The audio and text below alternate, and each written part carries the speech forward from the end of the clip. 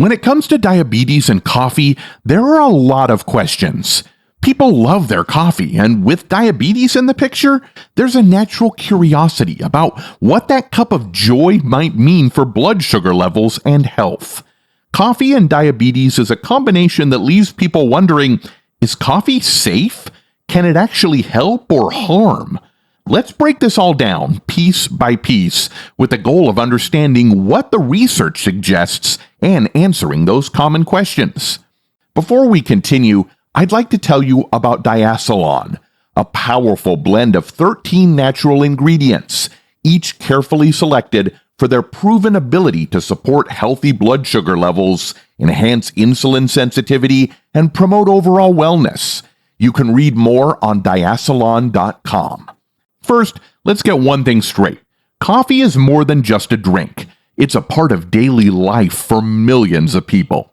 So the idea of having to rethink or restrict coffee because of diabetes can be a tough pill to swallow.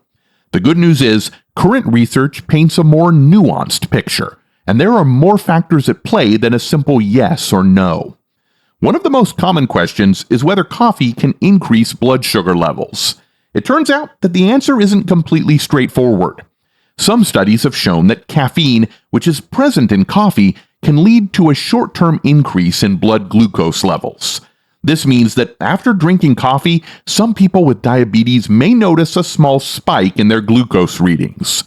Researchers think this is because caffeine can reduce the body's sensitivity to insulin, the hormone responsible for regulating blood sugar levels.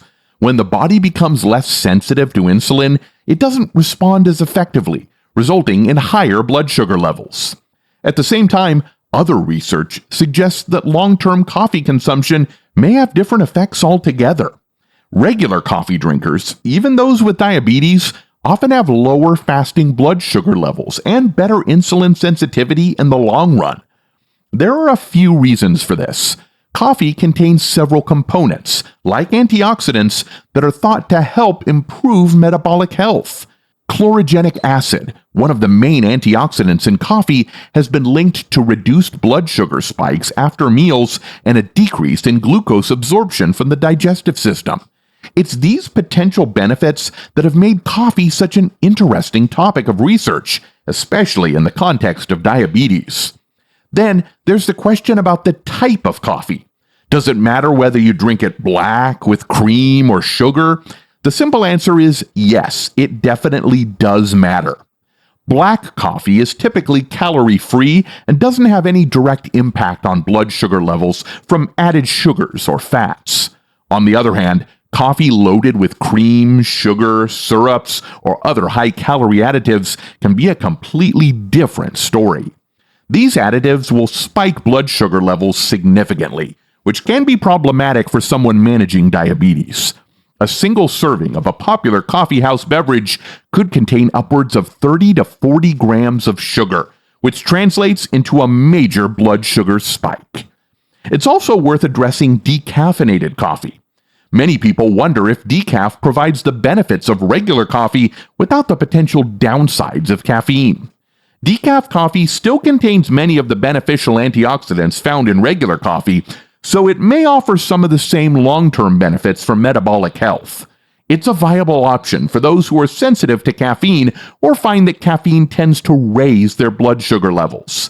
Decaf can provide that comforting morning routine without as much worry over those short-term spikes in glucose. Another common question is whether drinking coffee can help prevent type 2 diabetes in the first place. There's actually quite a bit of evidence to suggest that moderate coffee consumption may reduce the risk of developing type 2 diabetes. Multiple studies have linked higher coffee consumption with a lower risk of diabetes, with some research suggesting that people who drink 4 to 6 cups of coffee a day may have a reduced risk compared to non-coffee drinkers. This seems to be related to the compounds in coffee that improve insulin sensitivity and reduce inflammation. The antioxidants in coffee are believed to play a role in protecting the body's cells from damage, which can be a contributing factor to the development of diabetes. But what about people who already have diabetes? Can coffee offer any health benefits, or should it be avoided altogether? The answer really comes down to individual tolerance. Some people with diabetes found that coffee doesn't have much of an impact on their blood sugar levels, while others may notice more pronounced effects. Monitoring your own response to coffee can be really useful. Testing blood sugar levels before and after drinking coffee can give insights into how your body reacts and help make an informed decision about whether to keep coffee as a part of your routine. There's also the aspect of lifestyle to consider. Coffee is often enjoyed with friends as part of social gatherings or just as a way to get a little boost in energy throughout the day. Maintaining these rituals can be important for mental health and well-being, especially for people managing a chronic condition like diabetes. It's not just about the drink itself, it's about the comfort, joy, and routine that comes with it. Moderation is key. While having a cup or two of coffee can be perfectly fine, overdoing it can have negative effects, not just on blood sugar, but also on stress levels, sleep, and overall health. Then there's the interesting point about coffee's effect on weight management. For people with diabetes, maintaining a healthy weight is often a crucial part of managing the condition. Some research suggests that coffee might help with weight management by boosting metabolism. Caffeine is known to have a thermogenic effect, meaning it can increase the number of calories your body burns at rest. This can be helpful, but it's not a substitute for a balanced diet and physical activity. More importantly, if coffee encourages a person to skip healthier choices or load up on sugar-laden options, any potential weight benefit may be negated. As we come to the last part of our exploration into coffee and diabetes, there's a surprising twist that many people don't know. The way coffee affects your body can vary depending on when you drink it. Timing plays a key role. Drinking coffee first thing in the morning, especially before breakfast, could cause a larger spike in blood sugar levels compared to drinking it later in the day or after eating. When you wake up, your body is still adjusting from an overnight fast, and hormones like cortisol are naturally higher, which can make blood sugar regulation trickier. Having coffee before eating might amplify this effect, particularly for those with diabetes. On the other hand, pairing coffee with a meal or having it afterward might help minimize any potential rise in blood sugar levels. The science of coffee and diabetes is still evolving, and there's a lot more to learn. It's a balancing act, understanding how caffeine, antioxidants, blood sugar, and lifestyle come together. Coffee can be a friend or foe, depending on how it's consumed and how your body responds.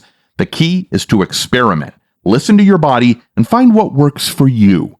Remember that every person's diabetes management plan is unique, and coffee's place in your life will depend on a mix of factors, from glucose response to personal preference.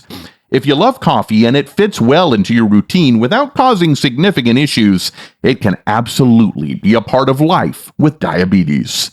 And the best part of this whole conversation, coffee is more than a simple drink. It's a source of comfort, culture, and even health benefits when used wisely. It's not about giving up something you enjoy. It's about understanding how it works with your body and making adjustments as needed. Sometimes, the answer to a complicated question is simply finding what makes you feel good, balanced, and healthy.